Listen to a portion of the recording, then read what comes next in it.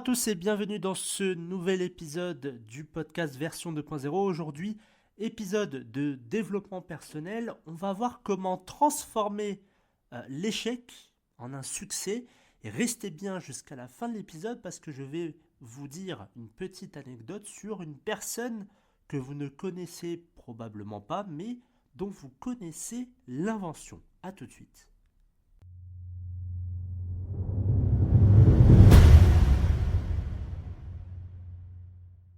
Les échecs, les fameux échecs que l'on veut éviter à tout prix. Alors qu'ils soient personnels ou professionnels, ils sont une partie inévitable de la vie. On va tous un jour ou l'autre échouer à un moment donné. Et ils sont comme ces passages nuageux qui obscurcissent notre ciel bien bleu. Ils vont survenir lorsque on va s'aventurer hors de notre zone de confort, lorsqu'on va prendre des risques, lorsqu'on va essayer de changer le monde à notre manière. Parce que vivre, c'est pas se contenter de se faire sa petite place dans la société, essayer de ne pas trop déranger. Vous êtes ici pour créer votre vie, pour créer un peu votre monde. Alors, bien évidemment, en respectant les autres, hein, il ne faut pas faire n'importe quoi, mais vous êtes là pour créer quelque chose, pour avoir votre identité et faire en sorte que les gens se souviennent de vous. Et l'échec, c'est mystérieux. Et c'est aussi effrayant à la fois. Mais du coup, qu'est-ce qui rend cet échec-là si mystérieux et effrayant? Avant de plonger dans les détails, on va l'explorer ce mystère des échecs. Pourquoi sommes-nous si souvent terrifiés par l'idée de l'échec? À chaque fois qu'on parle d'échec, les gens se disent « Oh là là, non, non, non, je ne veux pas échouer. Non, je ne veux pas, c'est hors de question. » Et on fait tout pour ne pas échouer. C'est peut-être parce que l'échec nous confronte à l'inconnu, à l'incertitude, à la peur du jugement et de la déception. L'échec, ça peut sembler comme une fin en soi, mais c'est en réalité le commencement de quelque chose de nouveau et de puissant. Et bien évidemment, tout le monde a peur d'échouer. On a peur parce que, voilà, on se dit « Ah, on va me juger, ma famille va pas être contente de moi, on va croire que je suis nul, que je suis bon à rien, que… » Ok, mais ça, c'est dans notre tête. Et malheureusement, il y a cette vision de l'échec qui est un peu trop négative à mon goût. C'est-à-dire que aujourd'hui, en France et dans d'autres pays, si tu échoues, c'est mal vu.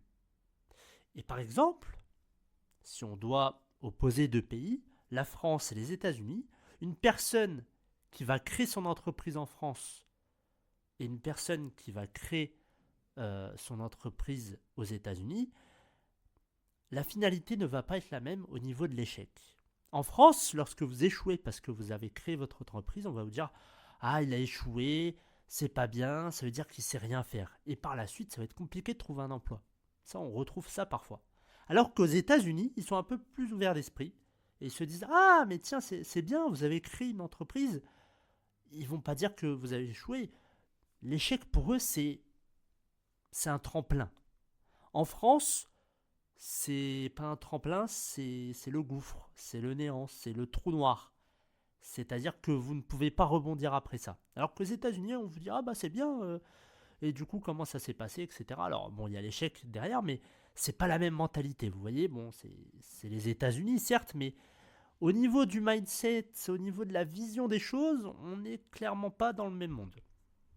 Donc, arrêtez avec cette peur de l'échec, arrêtez de dire « Oh mon Dieu, si j'échoue, ma vie… » En fait, c'est la mentalité qui a fait que aujourd'hui en France, l'échec c'est considéré comme une fatalité.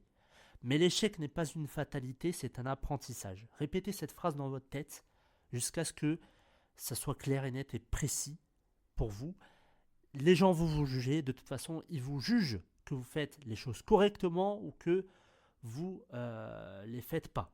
Donc, faites les choses finalement, parce que c'est votre vie, c'est votre chemin, et qu'il n'y a personne qui a le droit de vous juger à part vous-même.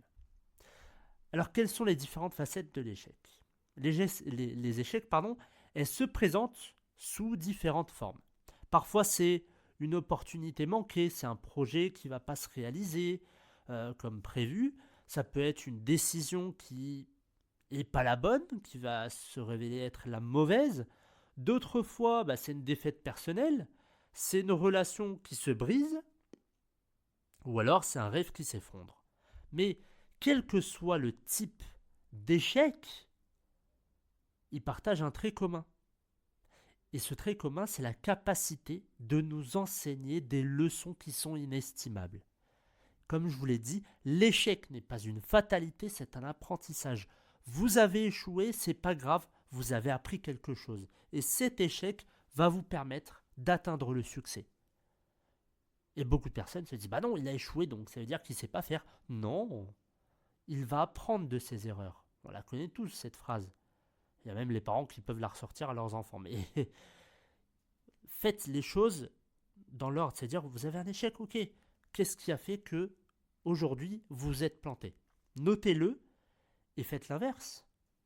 Vous allez voir que ça va marcher. Pourquoi on a peur de l'échec ? Parce que on vit dans une société qui valorise la réussite et qui stigmatise l'échec. On est là, oh mon fils il a réussi, oh il a réussi. Et quand c'est une personne qui a échoué, on se fait tout petit, on essaye de ne pas dire aux autres que telle ou telle personne a échoué ou qu'on a échoué parce que c'est mal vu, parce que finalement on va nous rejeter. Mais ça c'est des conneries, c'est du bullshit. Toutes ces personnes qui vous rabaissent, qui vous disent que vous êtes nuls, mais c'est eux les nuls en fait.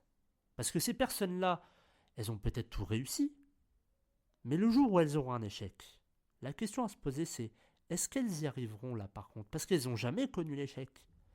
Peut-être que lorsque l'échec va être présent dans leur vie, eh bien ça va être fatal pour eux, parce qu'ils ne vont pas savoir par où passer, par où commencer, et là ils vont se dire, ah mince, je fais comment maintenant ? Alors que vous avez appris de ces échecs-là. Donc, vous savez par où commencer, vous savez par quel chemin il faut prendre pour atteindre le succès.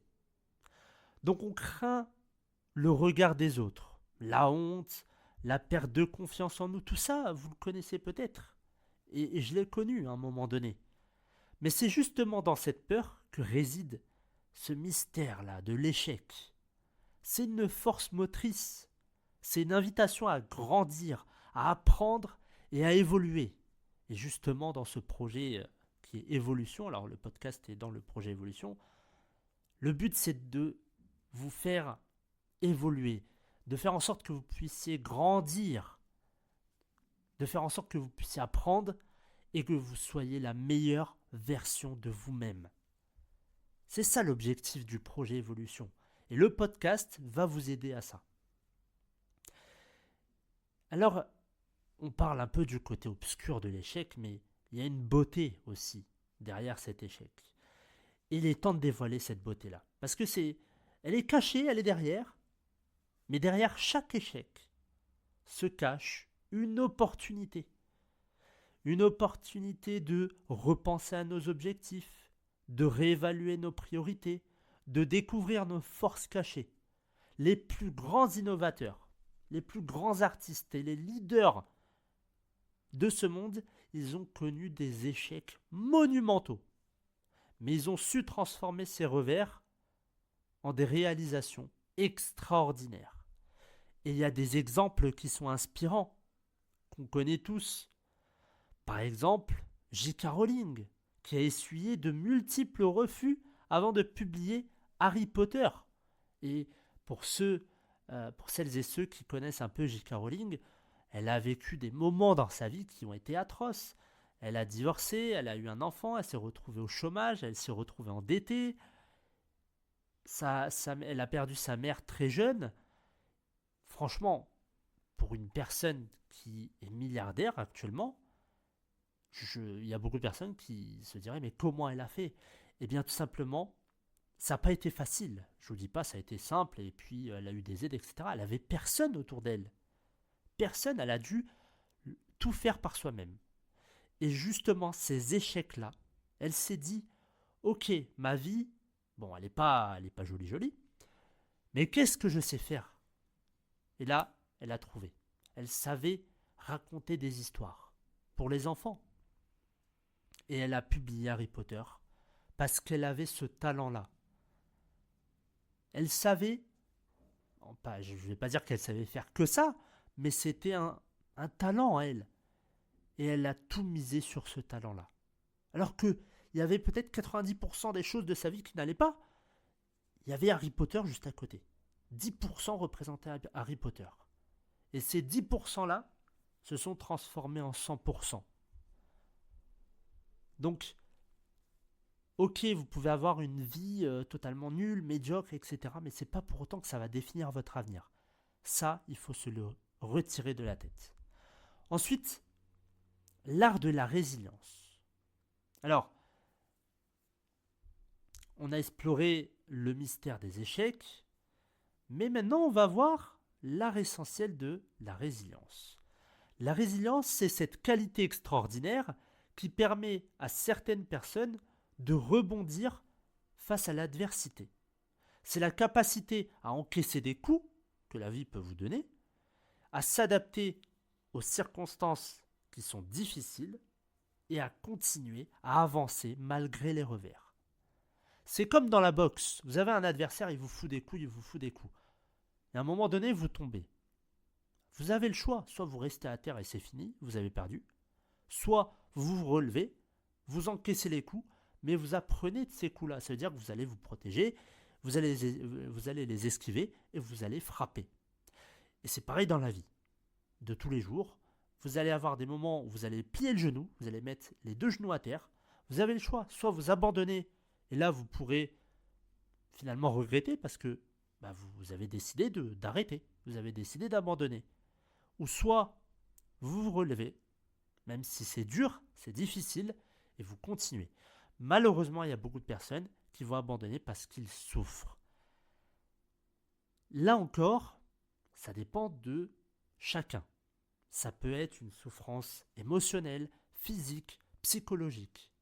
Et ça se travaille. Tout ça, ça se travaille. Parce que finalement, la souffrance, elle est unique, elle est propre à chacun. Et donc, il va falloir travailler sur ses points faibles pour pouvoir se relever. Et ça, c'est important. Il y a beaucoup de personnes qui se laissent aller, qui disent non, mais c'est pas grave. Oh, je verrai le jour où ça m'arrive. Et le jour où ça leur arrive, bam, ça y est, c'est fini. Ils veulent plus rien faire. Ils abandonnent. Et après, malheureusement, ça dégénère. Au niveau de la santé, au niveau des finances, au niveau de la famille. Bref, ça explose de partout. Mais du coup, comment on va développer cette précieuse qualité qu'est la résilience? Donc on l'a vu, c'est la capacité à résister, à se rétablir et à se renforcer après des difficultés. Elle n'est pas innée, mais elle peut être développée, elle peut être renforcée, elle peut être perfectionnée au fil du temps. En fait, elle repose sur la capacité à accepter les revers et à en tirer des leçons. On parle toujours de l'échec. Acceptez les différents revers que vous pouvez avoir, les différents échecs. Ils sont là. C'est pareil pour la maladie. Il y a des personnes qui disent « Ah, je suis malade, pourquoi ça m'arrive à moi ?» Acceptez ce qui vous arrive dans votre vie. D'un autre côté, ce qui vous arrive dans votre vie, c'est pas tombé comme par magie. C'est là parce que ça devait être là ou que vous l'avez choisi à un moment donné, que ce soit consciemment ou inconsciemment. Mais il est là, c'est dans votre vie, ça devait arriver. Maintenant, ou ça arrivera peut-être dans 10 jours, ou dans... Bref, qu'importe, mais c'est là. Donc, ne pas l'accepter, c'est le nier, et le fait de le nier, ça veut dire que vous ne voulez pas avancer. Vous le rejetez, donc d'un autre côté, vous vous dites, bon, bah non, j'ai pas envie de ça, moi j'ai envie de vivre ma vie tranquillement. Mais c'est pas ça. L'échec, il est là pour vous apprendre quelque chose. Sans ça, vous continuerez à avoir une vie médiocre. Donc, les moments d'adversité, ce sont des enseignants puissants. Ils vont nous confronter à nos limites, Ils vont nous pousser à trouver des solutions qui sont créatives et à découvrir notre propre résilience. Et c'est ça qui est important. Et il y a aussi des exemples de résilience que vous connaissez. Nelson Mandela, il a survécu à 27 ans de prison pour ensuite devenir président de l'Afrique du Sud. Si ça, c'est pas de la résilience, je ne sais pas ce que c'est. Il a quand même été 27 ans en prison. Et par la suite, il est au plus haut grade, c'est-à-dire il est président de l'Afrique du Sud. Il y a aussi l'histoire incroyable de Malala Yousafzai, qui a surmonté, alors je ne sais pas si je le prononce bien, euh, qui a surmonté une tentative d'assassinat pour devenir une militante mondiale pour l'éducation des filles. Donc vous avez énormément d'histoires que vous pouvez retrouver sur Internet, des hommes et des femmes qui ont inspiré le monde et qui, malgré tous les combats, malgré tous les revers qu'ils ont eus dans leur vie, se sont dit à un moment donné, je continue. Voilà, je persévère, je vais de l'avant. Ok, il y a ça, j'ai échoué, ok, pas de souci. J'ai un objectif, je vais l'atteindre. Point final. Ils se sont basés sur ça. Ils avaient cet objectif, cette ambition-là. Ils ont cru en eux, en leur projet. Ils sont partis, ils ont foncé et ils ont tout dégommé. Donc, la résilience, elle n'est pas réservée à quelques élus. Elle peut être cultivée par chacun de nous. Donc, c'est important d'avoir cette résilience, de se confronter un peu aux échecs, de se battre avec eux. C'est un peu comme l'exemple avec la boxe. C'est un adversaire, ça peut être une personne, ça peut être la vie, ça peut être des circonstances, enfin bref, mais c'est à vous d'affronter ces revers-là, parce que c'est très très important. Alors ensuite, c'est le pouvoir de la persévérance, parce qu'on en parle aussi depuis tout à l'heure. On va plonger dans la persévérance. La persévérance, c'est la force intérieure qui nous pousse à continuer malgré les obstacles, malgré les échecs. Elle est souvent le trait caractéristique des personnes qui réalisent des accomplissements qui sont extraordinaires. C'est une détermination à atteindre un objectif malgré les difficultés et malgré les revers. C'est la capacité à maintenir le cap même lorsque tout semble perdu. Et elle repose sur la conviction profonde que le succès est possible. Il faut que dans votre tête, vous dites « non, je vais réussir ». Il n'y a pas de « oui, non, mais peut-être que… » Non, je vais réussir. T'as pas compris ? Il n'y a que la réussite. Je vais réussir. Il n'y a que ça qui importe. Et vous devez mentalement, psychologiquement, vous devez être un guerrier. Mentalement, vous devez ne rien laisser passer. Parce qu'il y aura forcément des bruits à l'extérieur, votre famille, vos amis, la société qui vont dire non, laisse tomber, abandonne, ça sert à rien, tu te fatigues, tu vas te faire du mal. Mais non.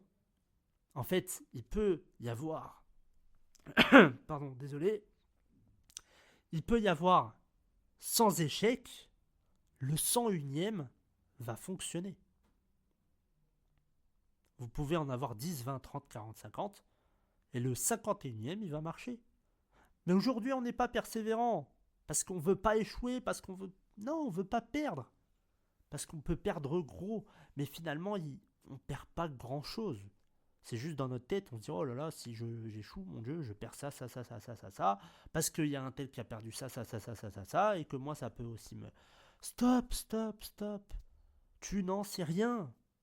C'est du blabla, les gens parlent, ils disent, ah, moi, oui, mais toi, c'est toi, moi, c'est moi. Donc, dans la tête, il faut que vous soyez sûr à 100% que vous êtes imbattable. Vous allez y arriver. Un jour ou l'autre, vous allez y arriver. Soyez persévérant, avancez, foncez, croyez en vous, croyez en votre projet, et vous allez y arriver à un moment donné. Et la persévérance, elle est particulièrement cruciale lorsque le chemin vers la réussite, elle est semé d'embûches.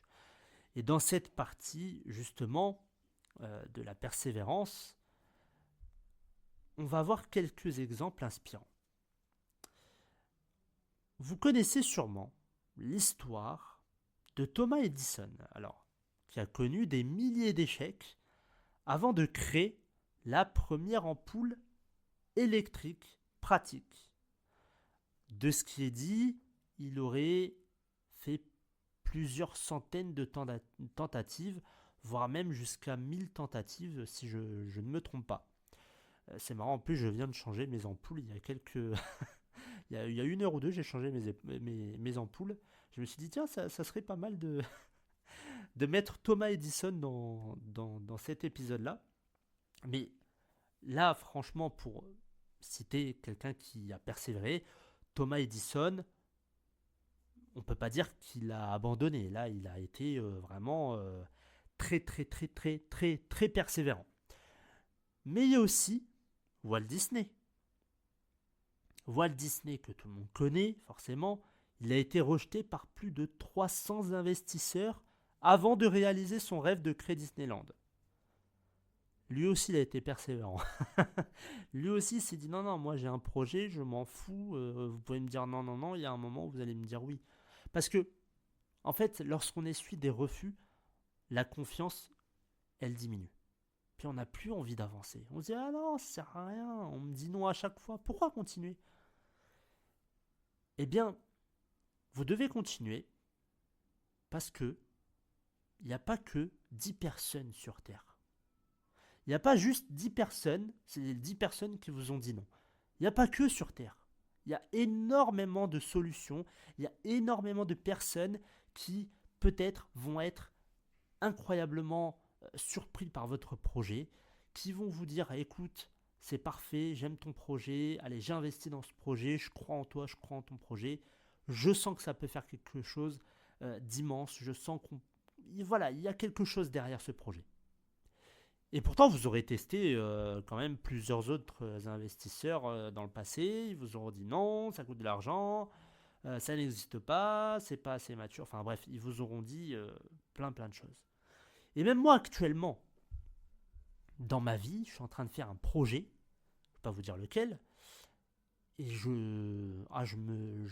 m'essuie, enfin, on me met des refus, mais tout le temps. C'est vraiment, il y a un moment où je me dis, je vais pas y arriver, c'est pas possible. Hein. Alors que pourtant, j'en suis au 5e refus. Je me dis, et je garde dans ma tête que c'est possible. Il y a un moment, on est en France, hein, on n'est pas dans un autre pays beaucoup plus pauvre où il y a des limites. On est en France, il y a des solutions. Et à un moment donné, je me dis, voilà, on veut me mettre des bâtons dans les roues, je sais pas pourquoi, il y a un truc qui, voilà, les gens veulent pas finalement mon projet, ça, non, c'est pas possible, et pas faisable, ok, d'accord. Il y a forcément des raisons derrière. Et c'est vrai que quand vous essuyez des refus comme ça à longueur de semaines, vous dites mais c'est pas possible, c'est quoi ce bordel, c'est quoi ce pays, pourquoi il n'y a pas de solution? Alors que pourtant il y a tout le temps des solutions, il y a tout le temps des projets, on parle de tout et de n'importe quoi, mais votre projet, vous, non. Il n'y a personne qui s'intéresse à votre projet, personne qui s'intéresse à votre dossier, il n'y a rien. Donc c'est chiant, c'est vraiment chiant sur le long terme, vous dites mais c'est pas possible, vous en dormez peut-être pas, mais moi je me dis mais de toute façon je reste campé sur ma position et je trouverai une solution quoi qu'il arrive. Je m'en fiche, je vais pas rester là en disant non c'est bon j'abandonne, je trouverai une solution quoi qu'il en soit. Donc voilà, c'est ça la persévérance. Ensuite il y a l'exploration de soi. L'exploration de soi c'est un élément essentiel pour le processus de transformation des échecs vers la réussite. Ça consiste à se poser des questions qui sont profondes, de faire une petite introspection, à comprendre nos forces, nos faiblesses, redéfinir nos objectifs à la lumière de ces découvertes. Et justement, cette exploration, elle se fait à l'intérieur de soi, par une introspection. Il faut se connaître, d'ailleurs, mieux se connaître. Connaître ses valeurs, connaître ses passions, connaître ses compétences et même ses peurs, c'est essentiel pour prendre des décisions qui sont éclairées et définir des objectifs qu'on va être alignés avec qui vous êtes vraiment. C'est un acte de courage et d'introspection. Les échecs sont souvent le reflet de nos choix, de nos actions et de nos décisions. Donc c'est pour ça que tout à l'heure je vous disais que vous l'avez à un moment donné manifesté cet échec. C'est soit par un choix, soit par des actions, soit par des décisions. Vous l'avez forcément à un moment donné manifesté. Ça part de vous. Ça part pas de Pierre-Paul Jacques, ça part pas de votre voisin. Ça part de vous. Ça vient vers vous, ça vous est ciblé, donc forcément que ça vient de vous. Et en les explorant de près, on peut découvrir des aspects de nous-mêmes qu'on n'avait pas encore identifiés jusqu'à maintenant. Et c'est ça qui est incroyable, c'est de se concentrer sur soi, de réfléchir avant, maintenant, de vraiment réfléchir à plein de petits détails et de se dire ok, il y a eu ça, il y a eu ça, il y a eu ça. Ah, finalement, il y a eu ce petit blocage là et du coup, j'ai été bête, j'ai pas pris la bonne décision. On n'est pas tous nés avec une connaissance innée de nous-mêmes. C'est un voyage qui est sur le long terme et qu'on doit entreprendre consciemment. On peut avoir cette connaissance très limitée parce qu'on ne s'intéresse pas suffisamment à nous-mêmes. Et c'est là où, finalement, c'est dommage. Parce que les solutions, le plus souvent, elles se trouvent à l'intérieur de nous. Et une fois que vous avez exploré votre identité en profondeur, vous pouvez redéfinir vos objectifs avec une clarté qui est nouvelle.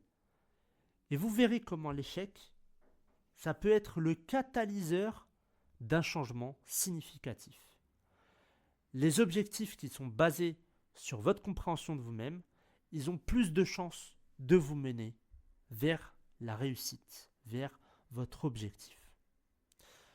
Alors, au début de l'émission, je vous ai dit que j'allais vous raconter une petite anecdote sur une personne que vous ne connaissez probablement pas, mais dont vous connaissez un objet qui est utile dans notre vie.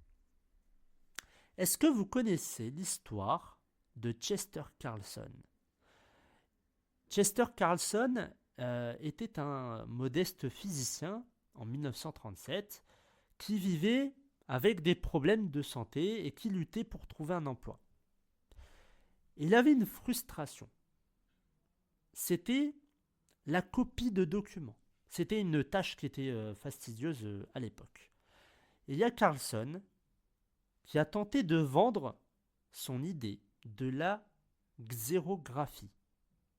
C'est une méthode de reproduction de documents à de nombreuses entreprises, donc il a essayé de vendre son idée. Mais finalement, il a essuyé de multiples refus, à maintes reprises, il a essuyé des refus. Il a même, jusque-là, faut y aller quand même, vous allez dire, c'est incroyable, il a même hypothéqué sa maison pour poursuivre ses recherches.